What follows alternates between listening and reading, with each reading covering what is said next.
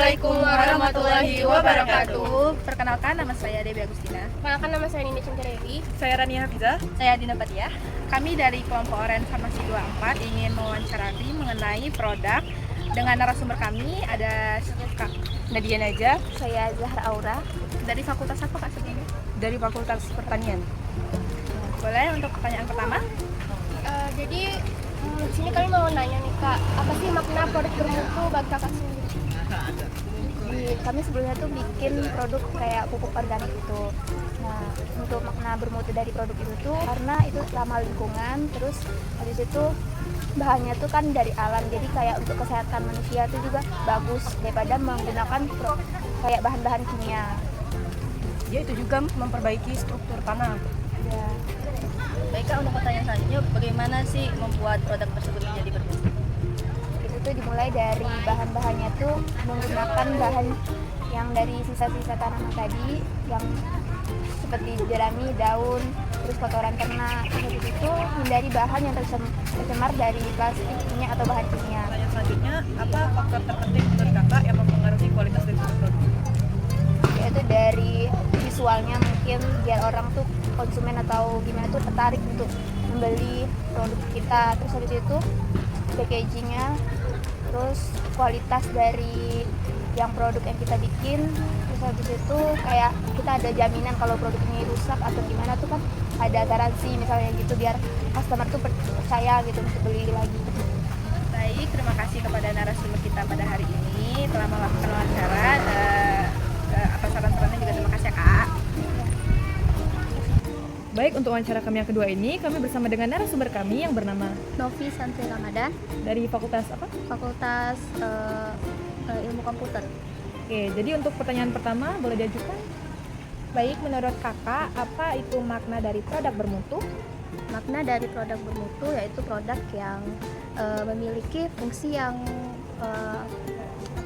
bisa dibilang akurat ya untuk kehidupan sehari-hari kita. Gitu menurut aku. Menurut Kakak sendiri, bagaimana sih cara membuat produk yang bermutu itu?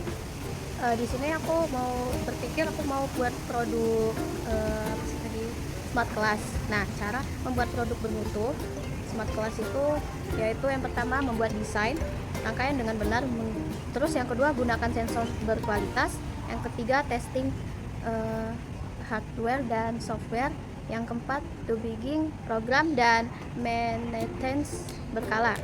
Udah itu aja.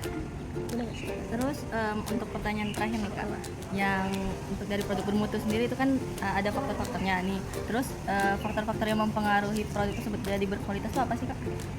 Faktor yang mempengaruhi produk itu berkualitas yaitu ketepatan desain sistem, dan yang kedua ada kualitas komponennya, dan yang ketiga ada pengujian menyeluruh ya. Yang keempat skill programmer atau teknisinya. Oke, itu sekian pertanyaan dari kami. Terima kasih untuk narasumber kami yang telah bersedia untuk kami wawancarai. Sekian untuk wawancara yang kedua. Terima kasih. Baik, wawancara lanjutan kita kali ini dengan Kak Aldi siapa? Aldi Nurdiansyah. Dari fakultas apa Kak? Fakultas Teknik jurusan Teknik. Oke, kita lanjut ke pertanyaannya. Boleh Nini? Baik Kak, jadi untuk pertanyaan pertama, menurut Kakak sendiri apa sih produk bermutu?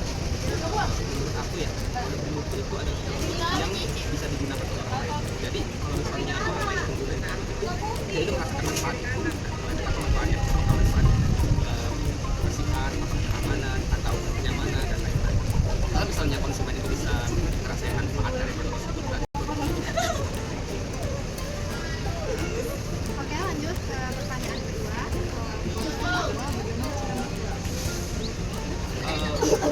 membuat produk bermutu itu sendiri banyak ya caranya sebenarnya. Tapi cara paling ampuh membuat produk bermutu itu pertama adalah kita harus mementingkan terlebih dahulu apa yang dibutuhkan oleh konsumen. Pertama, kalau misalnya kita membuat produk apa, misalnya makanan, berarti selera apa yang diinginkan konsumen. Misalnya kita orang Indonesia kan, tapi kalau kita orang luar, berarti kita sesuaikan dengan selera orang luar. Nah, Maaf Kak Menjalan, kalau untuk Kakak di teknik biasanya produknya gimana? kalau produk sekarang itu aku lagi bikin yang namanya koagulan dari eceng gondok. Jadi itu adalah tanaman eceng gondok terus kami ekstrak dibuat jadi bubuk pembersih olah. Jadi kalau misalnya udah dibuat produk tersebut dan produknya itu digunakan, itu bisa jadi produk bermutu bagi kita. Nah, cara ngebuat itu sendiri itu teknisnya nih.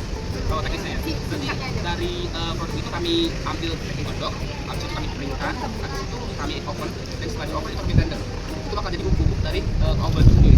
Nah, setelah itu kami rencana bakal kami packing dan kami kami dikemas dalam lagi. Dan akan kami fermentasi ini.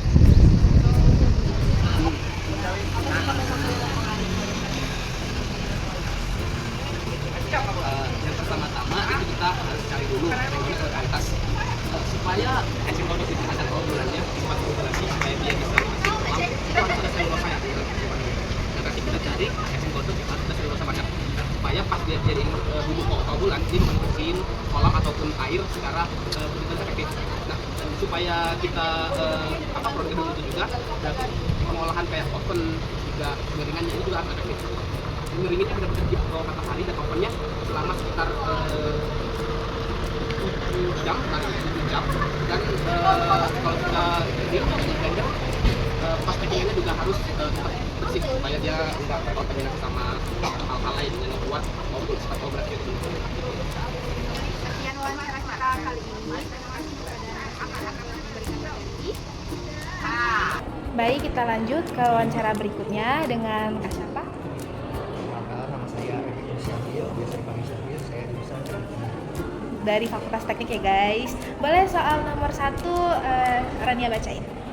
Jadi soal pertama, makna produk bermutu menurut kakak itu apa? baik. Jadi makna produk bermutu terkait produk bermutu ini biasanya kami dulu sering membuat sebuah produk. Biasanya itu acara pengmas atau praktik dari user itu yang pasti harus diperhatikan itu kebutuhan dari masyarakatnya. Pertama itu, kedua ketersediaan bahan baku dan juga terkait pengeluaran hasil. Misal kita membuat produk, kita harus mendapatkan hasil paling banyak diperhitungkan berdasarkan bahan baku kita. Contohnya, misalnya saya kasih contoh karena agak sulit menjelaskan. Kami pernah membuat pestisida dengan bahannya puntung rokok. Jadi salah satu pencemar di desa-desa itu ada puntung rokok yang dimana itu disebar di jalan tanpa dibersihkan dan juga tidak ada manfaatnya. Jadi itu kami pikirkan, kami ambil solusi, itu bisa kami lakukan membuat pestisida. Boleh lanjut ke pertanyaan kedua? Boleh untuk pertanyaan kedua Kak, menurut Kakak sendiri bagaimana cara membuat produk bermutu? Ya, caranya seperti yang saya sebutkan tadi, itu kita harus riset terlebih dahulu, kita cari apa sekarang yang sedang dipermasalahkan oleh lingkungan, terus apa yang mudah ditangkap oleh warga sekitar, contohnya kayak di perumahan itu sering banyak produk-produk yang membuat pekerjaan mereka lebih praktis lah, itu sering Untuk pertanyaan ketiga terakhir, Kalau dari produk itu sendiri kan pasti kan ada faktor-faktor yang mempengaruhi kualitasnya. Apa sih menurut kakak faktor-faktor yang mempengaruhi kualitasnya? faktor yang mempengaruhi kualitas. Ya, yang pertama itu human resource-nya sih yang mempengaruhi kualitas itu pertama. Terus yang kedua, dari yang kita cari itu pertama, sebelum kita mencari bahan baku dan lain-lain itu kita harus benar-benar perhatikan riset apa kandungan yang berbahaya dari bahan baku yang kita gunakan. Itu harus kita cari terlebih dahulu sebelum kita memanfaatkan bahan baku tersebut. Kemudian hasil yang didapatkan itu persentase kebagusnya itu apakah sudah tinggi atau belum, itu kita uji lagi. baik Kak, terima kasih untuk wawancaranya hari ini atas materinya. Kami dari kelompok Oren Teknologi Farmasi Sediaan Padat. Wassalamualaikum warahmatullahi wabarakatuh.